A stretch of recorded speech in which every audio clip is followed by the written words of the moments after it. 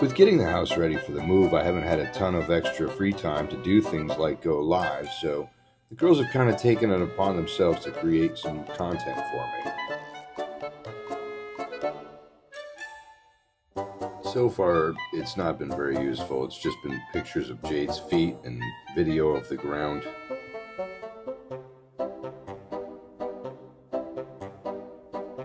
If they do get anything good, though, but you'll be the first to know.